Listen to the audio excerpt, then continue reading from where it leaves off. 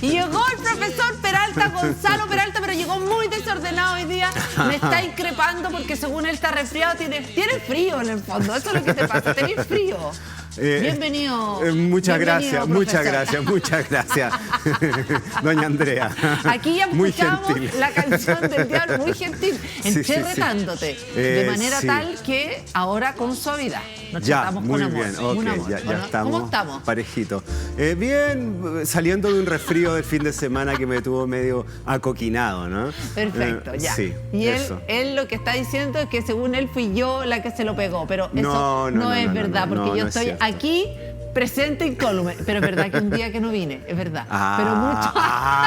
se van sabiendo las cosas. Me está tratando de culpar, ya. Estamos con Gonzalo Peralta, ya lo sabes, estábamos revisando además todo lo que tiene que ver con las rebeliones más importantes, además de nuestro pueblo mapuche. Correcto. Y habíamos, además, la última que vimos fue la de 1598. Sí. Y eso significó, que es el antecedente de lo que vamos a ver hoy día, que es la rebelión mapuche de 1655. Pero recordemos un poco a aquellos que tienen mala memoria de qué es lo que pasó antes de 1655. Bueno, 1598 fue denominado Gran Alzamiento y se llama así porque se alzó toda la Araucanía y tuvo como consecuencia la destrucción de todas las ciudades hispano-criollas en la Araucanía, la expulsión de los hispano-criollos de la Araucanía y la creación de la frontera del Biobío, que dividió el territorio entre la nación mapuche del Biobío al sur y la cristiana, digamos, del Biobío al norte, y eso va a durar casi 300 años. Entonces tiene consecuencias súper potentes, históricas, políticas, geográficas, militares, económicas, etc. Entonces es súper importante porque cambia la fisonomía del territorio y del naciente Estado chileno. Pierde la mitad del territorio que se suponía que tenía. Entonces, ahí comienza a ser la frontera del Biobío, ¿no? Sí. Y además, durante esa época, es decir, comienza una idea de, para atraer los españoles que lleguen acá, la idea de que aquellos que apresaran a mapuches alzados, digamos, se los iban a quedar como esclavos, ¿no? Exacto, aquellos que tuvieran las armas en la mano, lo que tú podrás comprender que es una definición más laxa. Entonces, claro, hacían montajes, si tú quieres, ¿no? Y ahí se arriaba con lo que fuera. Y yo creo que ahí es interesante mencionar algo, que el mundo indígena chileno estaba dividido, digamos, en distintos grupos. Unos eran los indígenas sometidos a los españoles, llamados indios de servicio o de encomienda, que trabajaban en lo que luego serían los fundos, o sea, vendrían a ser los antepasados del campesino chileno. Por otro lado estaban los denominados indios de guerra, que estaban al otro lado del Biobío y que seguían combatiendo. Y había otros que se les llamaba indios amigos, que eran grupos indígenas mapuches o de otras partes del territorio que colaboraban militarmente con los españoles. Entonces tenían cierta autonomía y no estaban bajo el servicio como trabajadores, sino que colaboraban en las operaciones militares, poniendo tropas que eran indispensables para los españoles porque conocían el territorio, conocían la lengua, se movían con gran agilidad, entonces tenían que estar en este tipo de operaciones, si no, la cuestión no funcionaba. Entonces estos tres grupos coexistían y eso hacía que la situación fuera muy compleja y que los españoles tuvieran que estar moviéndose en estos tres ámbitos, por así decirlo, ¿no? Ahora, ¿qué es lo que pasa en 1655? El 14 de febrero de 1655 viene lo que se llama la muerte de los misioneros también. ¿Qué pasa en ese alzamiento? Ya, lo que pasa es que, bueno, tras el gran alzamiento y la instalación de la esclavitud legal, que va a ser legal y luego va a ser declarada ilegal por el rey, pero se va a seguir practicando igual en los hechos, ¿no? Con una serie de excusas de que se lo merecían, ¿no? Claro. Entonces se va a convertir en el giro económico más importante del Reino de Chile. Además, como es una frontera militar, se va a enviar dinero para sostener este nuevo ejército, que es interesante también porque cuando se instala un ejército profesional en esta frontera del Biobío a partir del año 1600 más o menos, y se reemplaza la hueste de conquista antigua, que era una cuestión más espontánea y más desordenada, hay una intervención del Estado español en Chile y es de los primeros territorios en los cuales el Estado español, del Imperio español, interviene de manera directa. Entonces tenemos un antecedente de intervención estatal en Chile muy antigua y a través del ejército. Entonces el ejército tiene que ser sostenido, así que el negocio de la guerra es el más importante, tanto por la captura de piezas, como se llamaban, o sea, esclavos, como también del dinero que llegaba desde España o del Perú, desde las minas de Potosí, para sostener a esta fuerza armada. Entonces ahí estaban las lucas estaban en la guerra. Y si se acababa la guerra, dejaban llegar la plata del situado, que se llamaba este dinero que enviaba el rey, y también de la captura de indígenas. En consecuencia, hay muchos intereses en mantener la guerra funcionando. Y esto, como podrás comprender, provocó una cantidad de sufrimientos tremendos, en particular hacia los mapuches y los indígenas chilenos, pero en todo el territorio que se mantuvo en guerra de manera artificial por intereses económicos. Ahora, ¿qué es lo que pasa entonces en 1655? ¿Cómo va cambiando este panorama? Bueno, el año 1650 llega un nuevo gobernador, de nuevo con el encargo, ¿cierto?, de acabar con la guerra de Arauco, que es un caballero que se llama Antonio de Acuña y Cabrera. ¿Ya? Y este era un sujeto de la aristocracia española que llega a Chile directo a Concepción a atender los asuntos de la guerra, y lo primero que hace es realizar un parlamento, ¿no?, en Boroa para entenderse con los mapuches, y logra pactar ciertas cosas con los mapuches. Sin embargo, al momento en que se está haciendo el parlamento o poquito después, ocurre un incidente que es el naufragio de un buque que va de Concepción a Valdivia a llevar justamente el dinero y los aprovisionamientos que ponía el situado para la fortaleza de Valdivia, que era en esa época, ¿no? Y este buque naufraga como en las costas de Osorno, y indígenas de la zona de la costa de Osorno, en esa época conocido como los cuncos, atacan a los náufragos y se apoderan de este cargamento. Bueno, en consecuencia esto merece un castigo, ¿no? Sin embargo, se acababa de firmar una paz, entonces no era prudente desencadenar la guerra, sino que más bien castigar a aquellos individuos, aquellos sujetos que habían perpetrado, ¿cierto?, estos crímenes. Y bueno, y mandan a unas tropas a resolver este asunto, y la cuestión se resuelve más o menos nomás. Entonces empiezan a presionar al gobernador de que lance una guerra con todo para castigar esta insolencia, porque no se puede permitir, lo cual dentro de una dinámica de guerra se puede comprender, ¿no? ¿Ya? Pero también, sobre todo, por los intereses económicos de capturar indígenas. Una excusa para romper la paz del Parlamento y que la guerra vuelva de nuevo, para que el negocio de nuevo se prenda. Perfecto, ahí está el gobernador. Ese. Y además este caballero, como aparece ahí, ya era bastante mayor. Él tenía cerca de 60 años, lo que en esa época era un caballero valetudinario, ¿no? y además otra cosa que hay que mencionar, que en esa época, el siglo XVII español, los cargos públicos se vendían por un asunto de una quiebra monumental del fisco español. Entonces empiezan, y este tipo la compra. ¿Ya? En consecuencia, cuando vienen a estos territorios, lo que quieren es ganar plata, pues es una inversión. Y no saben hacer nada tampoco. O sea, este tipo tenía una tradición militar, pero vamos a ver que no era un gallo muy eficiente, ¿no?, muy apto para el cargo. Y bueno, y el problema, además, que ya es una cosa que tiene que ver con el cuore, ¿no?, es que él venía con una jovencísima esposa, ¿ya?, doña Juana de Salazar, parece que una chiquilla muy voluntariosa, ¿no?, y que empieza a meterle en la cabeza a este caballero de que reinicie las operaciones militares. ¿Por qué? Porque ella había venido con toda su parentela, allegada a este gobernador, también a ganar plata. 3 hermanos, 2 sujetos, un tal Juan y un tal José de Salazar. Este caballero, el gobernador, los nombra en altos cargos militares sin tener la experiencia necesaria. A uno lo pone de maestre de campo, o sea, comandante en jefe del ejército, en una zona de guerra. Y a otro sargento mayor, que era un cargo también bien elevado. Y así los coloca a todos. Entonces, ¿qué empieza a decir doña Juana? Antonio, claro, hay que castigar a estos insolentes, ¿no? Hay que volver a hacer una operación de guerra con todo, porque el castigo que se hizo no fue suficiente y estos tipos no van a enmendar, ¿cierto?, esta forma violenta y levantisca de comportarse. Y Antonio de Acuña Cabrera hace caso a este tipo de insinuaciones y organiza una operación militar de envergadura para ir a castigar a estos indios alzados como cuncos. Una Lucía. Una especie de Lucía, pero al parecer de Lucía tenía lo voluntariosa, pero este era más joven y más, digamos, más grata. Lo que quería era mantener a su familia, digamos. Además que, claro, ¿qué pasaba? A estos mismos sujetos inmediatamente, aparte de colocarlos en estos cargos militares, como ellos manejaban el presupuesto del situado, empiezan a ser negociados al tiro. Entonces empiezan a vender, por ejemplo, las vituallas que llegan para el ejército en desmedro de los soldados, las armas, el vestuario, la comida, y a los fuertes de la frontera llegaban puras porquerías. Pero resulta que ellos se dan cuenta de que este caballero ya está viejo, puede morir pronto y más le vale enriquecerse rápido. Entonces este tipo de operaciones son lentas y vamos a capturar esclavos. Entonces todos estos elementos se confabulan para que se inicie una operación militar el año 1654-1655, muy torpemente realizada. ¿no? Y donde pone al mando de una columna militar ni más ni menos que a don Juan de Salazar, uno de los cuñados, perfecto, que no tenía el entrenamiento. Bueno, y parte un ejército como de 2000 hombres, mitad españoles, mitad estos indios amigos, y llegan hasta el río Bueno, que era la frontera, sí, hacia donde se cruzaba, a esta zona de los Cuncos, ¿no? Cerca de Osorno, en esa región. Y bueno, un río muy torrentoso, no había cómo cruzar, no había vado, en esa época no existían puentes. Y este tipo dice, bueno, vamos a hacer un puente de balsas. Y todos los asesores militares le dicen, mire, no, porque eso es muy frágil y porque además no da para cruzar una buena cantidad de tropas, porque al otro lado estaban todos los cuncos reunidos esperándolos para evitar que cruzara el río. Y este miserable sujeto, al ver a los indígenas al otro lado, lo único que ve es plata, ¿no? Dice, acá voy a capturar a todos estos compadres que están acá.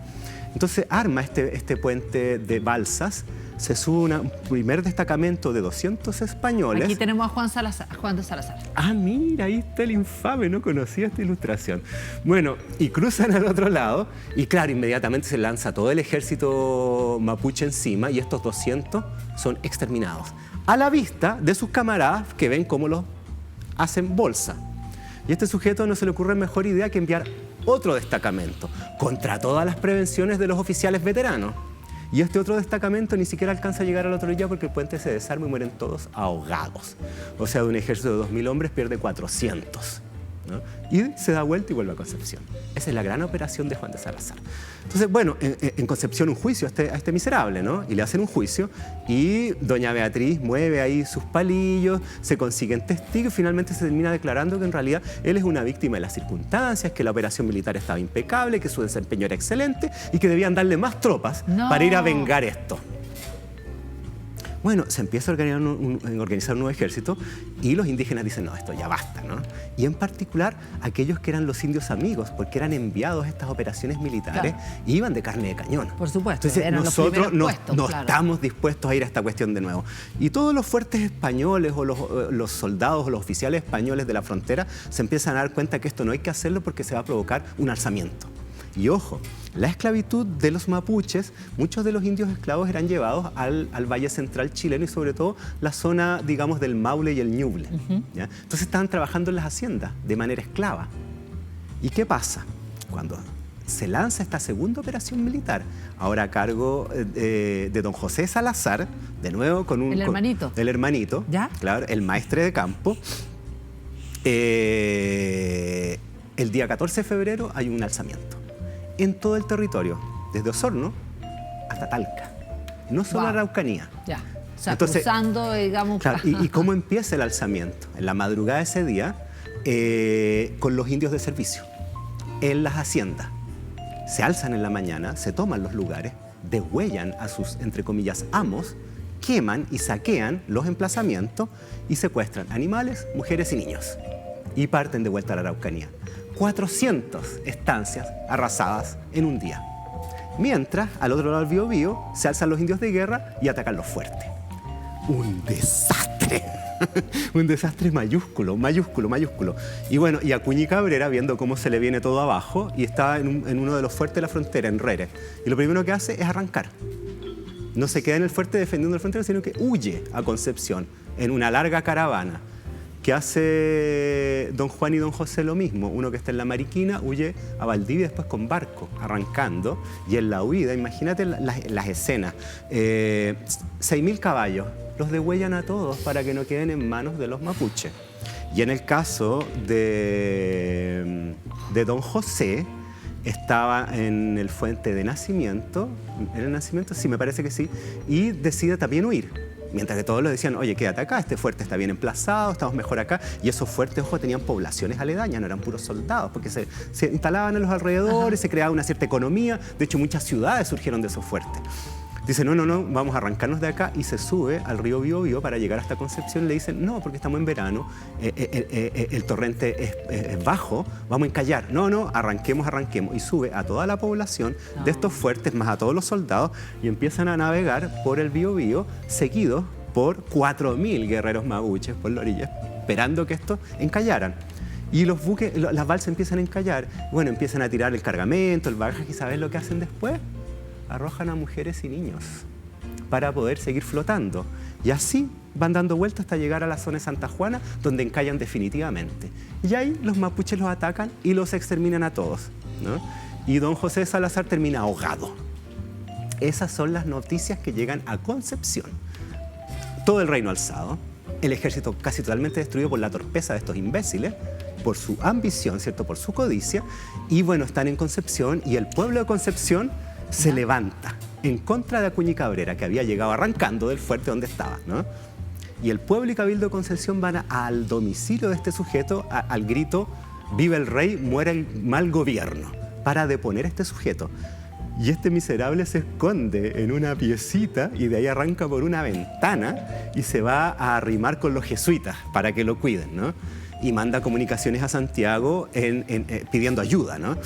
Y llegan estas noticias a Santiago y en Santiago no lo pueden creer, o sea, caen en pánico porque se alzó todo el reino, ¿no?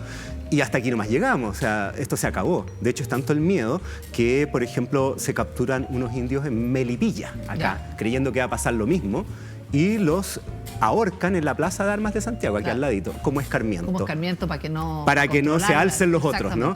Y lo otro es lo siguiente, y yo creo que eso es muy gráfico del exacerbado presidencialismo chileno, ¿no?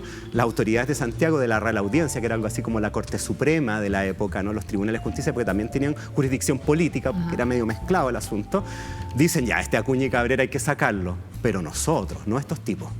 Hay que reponerlo en el cargo porque se daña la figura de autoridad. Eso es lo que ellos deciden. Y mientras tanto, le mandan carta al virrey y le dicen, este compadre dejó, pero la grande, y hay que deponerlo de inmediato. Pero ellos lo mandan a poner de nuevo, para que el pueblo y el cabildo de Santiago no tome ese tipo de determinaciones. Obvio, claro. Bueno, el virrey le llegan a estas noticias y se va de espaldas, ¿no? Y dice, no, este tipo hay que sacarlo de inmediato, y le manda carta a Acuña y Cabrera para que se vaya de inmediato al Perú. ¿Y qué dice Acuña y Cabrera? No, yo no me voy. A mí solo me depone el rey. Uno dice, bueno, ¿qué le pasa a este gallo? ¿Qué pasa? Como era de la aristocracia española, tenía influencia en la corte de Madrid, no en Lima. Y como el virrey sabía lo que estaba pasando, le dice, no, tú te vienes nomás, y manda a un gobernador de reemplazo, que es Pedro Porter y Casanate. Esto ya en 1556. Llega en enero del 56 Pedro Porter y Casanate. Y este tipo no quería aflojar. Se teme que estalle una guerra civil porque el sujeto no quiere dejar el poder, ¿no? Finalmente afloja porque no tenía ningún apoyo y es enviado a Lima, donde es juzgado, y él empieza a mover sus influencias en España. El año 1600 llega el veredicto, lo liberan de todo cargo y más aún ordenan al virrey del Perú que se disculpe por los atropellos en contra del gobernador Acuña y Cabrera y que se reponga en el cargo de gobernador de Chile. No. Por otro lado, el Salazar que se había salvado, ¿no? el Juan, uno de los dos hermanos, el Juan de Salazar, preso en Chile, soborna a los alcaides de la cárcel y huye. Y bueno, ¿qué pasa el año 1600? Que cuando llega esta resolución de la Corte de Madrid y que este sujeto iba a volver acá, afortunadamente para todos, el caballero, ya después de una vida tan agitada, fallece en Lima, ¿no? Y hasta ahí nomás llega. Claro. Ahora, de don Juan y de doña Juana, no se supo nunca más. Y yo quiero ahí agregar algo, ¿eh? Pasa una cuestión muy curiosa. Por ejemplo, un historiador de la época, que es el jesuita Diego de Rosales, que escribió una historia militar y eclesiástica de la conquista de Chile y que es contemporáneo de estos hechos. Era uno de los consejeros jesuitas de Acuña y Cabrera. En su obra, el capítulo destinado a estos hechos desapareció.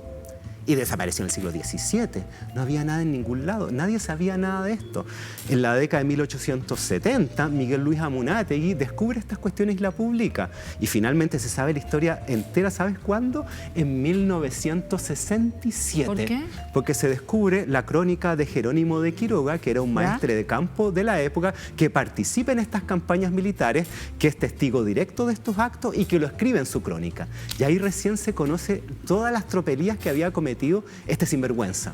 O sea, tú ves cómo el poder político y económico de estos tipos en la Corte de Madrid no solo lo libraron de la mano de la justicia y de responder por todos estos crímenes y brutalidades, sino que además sus, digamos, tropelías fueron borradas de la historia. No, ya increíble, realmente está increíble esta historia. Y esto es la rebelión mapuche de 1655. Así es, así es. Y que recién apenas se conoció en 1965. El año, en 1870 se supo algo, pero se supo ya con certeza en la década del 60. El mismo año en que se publica Sgt. Pepper's, se sabe de lo que hizo este infame. Ahora, espérate, ¿en qué situación queda? Nos quedan como 2 minutos como para cerrar ya. ¿En qué situación queda Chile post esto? Bueno, una situación muy compleja, porque ¿hasta piensa dónde tú que corta? Porque antes era hasta el Biobío, poquitos después... años antes, en 1647, había ocurrido en Santiago un terremoto terrible que se llamó el terremoto Magno, que es el famoso terremoto ese del Cristo de Mayo. Entonces la ciudad ya estaba destruida, después viene este gallo que termina de destruir lo demás, ¿no? ¿Ya? Bueno, Pedro Porter y Casanate llega a arreglar los estropicios de este tipo, logra estabilizar la frontera del Biobío y a partir de esa época se va a empezar a realizar o sea, ya se habían hecho antes, pero de manera, digamos, más frecuente. De hecho, con la llegada de cada gobernador se hace y se va a convertir en la herramienta política diplomática de relación entre españoles y mapuche, los parlamentos. Entonces, este va a ser, yo diría, el último gran alzamiento que va a poner fin a la época de la Guerra Viva, que son como 100 años, desde 1540, que llega a 1541, que llega a Valdivia y funda Santiago, hasta 1655. Casi 100 años, un poquito más, ¿no? De hecho, la Guerra Arauco comienza hacia la década de 1550, entonces casi un siglo redondo, que es donde la guerra va a estar más dura. Yo diría que esta es la rebelión más potente y la que va a cerrar esa etapa de guerra viva, como le llamaban en la época. ¿Por qué le llamas guerra viva? ¿A qué te refieres? ¿Qué otra guerra comienza después? No, porque es un conflicto permanente que no para, que tiene ciertas fluctuaciones. Después de esto, la frontera del Biobío va a quedar fija y no van a haber más operaciones militares de importancia. Van a haber 2 levantamientos en el siglo XVIII, 1720 y 1760 y tanto, pero van a ser sin duda mucho menores que estos otros que hemos conversado. ¿Eso significa que desaparece el tema de la esclavitud? Muchísimo. ¿Va a desaparecer? Va a desaparecer en gran medida. Estos Después procesos son graduales. 1655. Sí. O sea, estos son procesos graduales. Entiendo, ¿no? Pero en vista de este tipo de situaciones, esto se morigera, ¿no? Entonces, de ahí en adelante, esta práctica de la maloca, que se llamaba, que era la incursión militar hispano-criolla para conseguir piezas, va a ir desapareciendo. Además que en los acuerdos que se llevan a cabo en los parlamentos entre mapuche e hispano-criollo, una cuestión no menor es la devolución de cautivos, ¿no? Entonces ahí se empieza a negociar este tipo de cosas y va a bajar mucho lo que va a ser esta historia de la esclavitud. Entonces, a partir de eso y con la estabilización del territorio chileno, digamos desde el Biobío hasta, digamos, Copiapó, la principal industria va a ser la agricultura y ahí va a surgir con fuerza la encomienda que luego se va a convertir en la hacienda y luego en el fundo, ¿no? El fundo del siglo XIX, ¿no? No, todavía nos falta. No, sí sé. Pero el principal giro económico ya va a dejar de ser la guerra y va a ser la agricultura. Perfecto. Gonzalo Peralta, historiador, ha estado brillante hoy día, no se ha notado el resfrío. Por la pichicata. Hubo algunas conclusiones inicialmente, antes de salir aquí, que tuvimos temor, pero está perfecto. Ni se notó. No, aquí estamos, no, siempre. Sí, perfecto. El diablo es el que te tiene así, el que te mantiene así de vivo. Un tridente afirmándome atrás. Sientes la presencia del diablo ahí sosteniéndote. Ándale. Para que estemos acá con nosotros. En esta historia sin respeto.